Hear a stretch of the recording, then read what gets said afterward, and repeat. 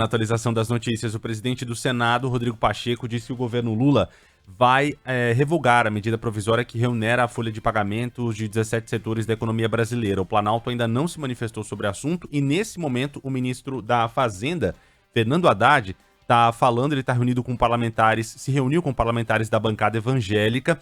O grupo reclama da perseguição, chamada perseguição depois do fim da isenção de impostos para líderes religiosos. O benefício foi concedido em 2022 pelo então presidente Jair Bolsonaro. Ele está falando nesse momento, o ministro da Fazenda, Fernando Haddad. Vamos ouvir. Nenhum ganho social, como é o caso desse, foram 150 bilhões de reais investidos em desoneração que não renderam um emprego e não renderam aumento de salário para ninguém. Então, em casos como esse, até para que as pessoas se acomodem, né, a uma nova situação, o que fez a reforma tributária? Diluiu no tempo o fim dos benefícios para que as pessoas tivessem tempo de se adaptar à nova regra. Então, o que nós levamos à consideração dos dois presidentes foi esse princípio, que foi estabelecido na emenda constitucional. A emenda constitucional da reforma tributária diluiu o fim dos benefícios para que todo mundo possa se acomodar.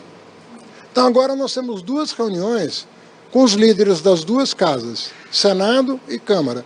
Também o presidente Lira se comprometeu a chamar os líderes, talvez na semana que antecede o início dos trabalhos, semana do dia 29 de janeiro.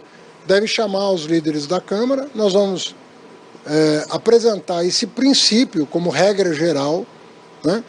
E vamos fazer como sempre fizemos em todos os projetos endereçados pelo Executivo. Tudo foi negociado de forma transparente, com acompanhamento da imprensa, com acompanhamento da sociedade. Aí a gente está ouvindo o ministro da Fazenda, Fernando Haddad, falando nesse momento, nesse ponto que a gente começou a ouvir, sobre a remuneração da folha de pagamentos. Ele falando que tem feito conversas com os dois presidentes da Câmara e do Senado e que esse assunto vai ser tratado logo na semana que vem na retomada dos trabalhos no Congresso Nacional. No começo da fala, Haddad falou justamente da reunião que fez hoje com representantes evangélicos na política, no Congresso. Inclusive, para quem nos acompanha nas imagens, consegue observar que essa fala, o famoso quebra-queixo lá em Brasília, né? Todos os microfones direcionados a Haddad.